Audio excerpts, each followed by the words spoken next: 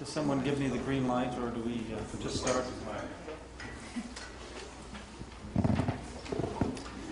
Well, ladies and gentlemen, good afternoon. Something new and different, a panel discussion.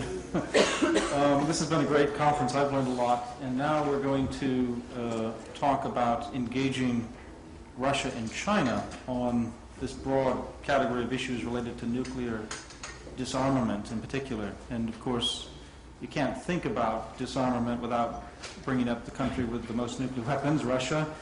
And you can't think about something like deep reductions, as James Acton has written in his wonderful recent Adelphi paper, without thinking about third nuclear actors like China.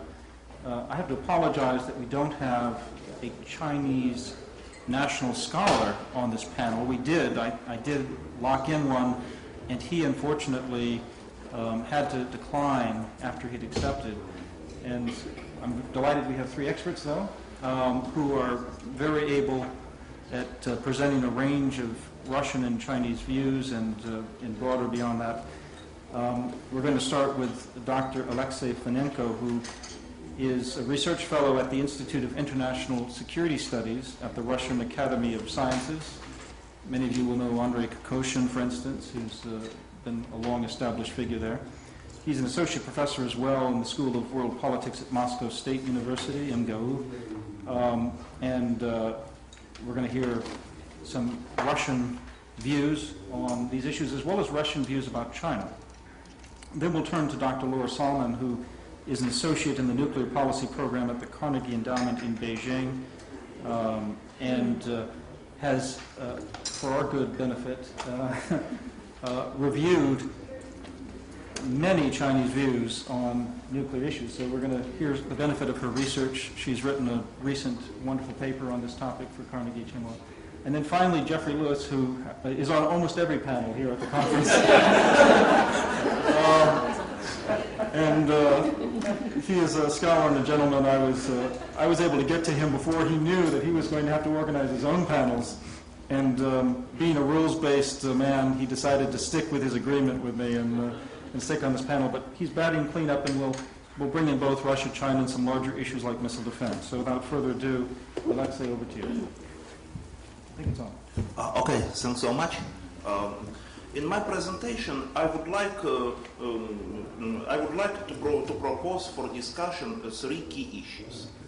The first is how Russian government today understands the strategic stability, because for us the cooperation with China is a part of the big strategy for protecting the strategic stability. The second is what does Russia view to the problem of nuclear disarmament today. And the third, what is the role of Russian-Chinese dialogue in Russian arms control policy? Such are three keynotes which I would like to propose for our discussion. Well, the first, about the Russian understanding of strategic stability and role of Russian-Chinese dialogue in this process. For Russia, the question of arms control have always played an important role of its foreign policy, because Russia, as the United States, is a superpower. But since 1991, Russia, in talks of START, in negotiation of STARTs, adhered to the principle of Wyoming Compromise of September of 1989.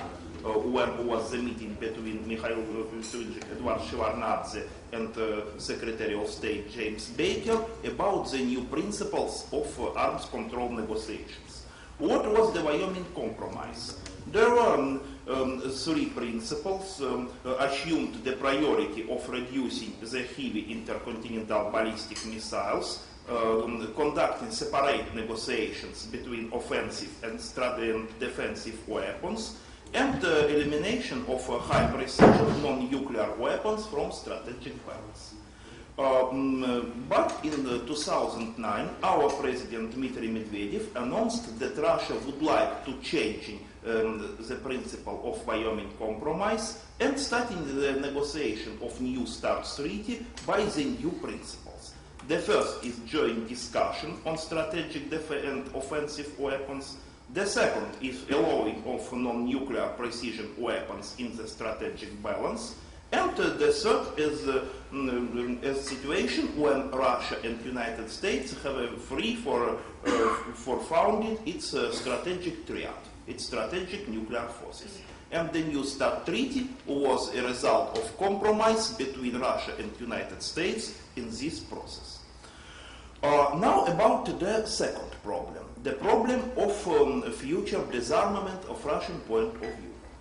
After the entry into force of START 3, Russian government said that new priority of Russia is the non-strategic nuclear weapons. Why? Because for Russia it is particularly important to start the negotiations about the tactical nuclear weapons in Europe and in Far East. First of all, because tactical nuclear weapons is a counterbalance for conventional forces in the relationship between NATO and Russia, between potentially Russia and China. And the second problem, because non-strategic nuclear weapons in Eurasia, not only in Europe but in Far East, has a strategic things for Russia on the geographical point of view.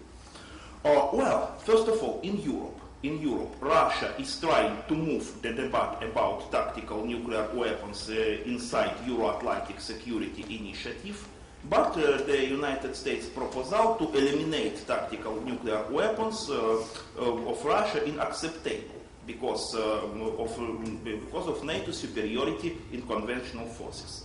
Russia would like to change for reduction of tactical nuclear weapons into the two potential steps of the NATO. The first is engagement Great Britain into Russian-American negotiations of strategic offensive weapons, because British nuclear arsenal included in United States planning system, and a lot of our militaries worried about the future of START Treaty. And the other is a potential membership of Britain and France into Intermediate Short and Missile Treaty of 1987. Such was only a Russian proposition for discussion about tactical nuclear weapons in Europe. And the other problem is a problem relationship between Russia and China in arms control policy. For Russia, the Chinese factor is important for three reasons. Firstly, China has a potential advantage for mobilization resources. Secondly, China does not participate in Intermediate Short and Missile Treaty and has this class of missiles. And thirdly, China is actively developing its military space capabilities. That is why for Russia it is necessary to engage China in a strategic dialogue with the United States. And over the last 20 years, Russia became to construct a strategic dialogue with China. And we have three types of agreement between Russia and China in arms control policy. The first, there are agreement of 1996 about the mutual detargeting of strategic nuclear forces. And now in Russian-Chinese relation, we have a detargeting of officially detargeting of strategic nuclear forces. The second was the agreements of 1990 and 1996 about the withdrawal of tactical nuclear weapons from Russian-China border. And the third, there are agreements of 1996 and 2007 about the cooperation between Russia and China in peaceful using the space and peaceful space activities. Then in 1996, Russia was also trying to engage China in talks of reducing intermediate range missiles, but Beijing does not agree with this approach because the Chinese said that a medium range missile is a foundation of its strategic nuclear potential. And but since 2007, Russia started the discussions with China about this problem. The second problem is the future problem is the future of common using the space. In 2007, Russia and China have proposed a draft treaty to ban the military systems in the outer space, and it was a big discussion in Geneva.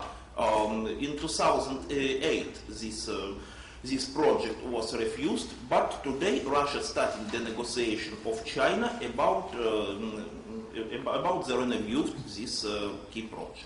And I believe that in future we have, near a long future, but for the next 2-3 years, we have two potential discussions with China in arms control policy. The first is the future of the new space demilitarization space treaty, and we would like to cooperate, of course, with the United States in this position.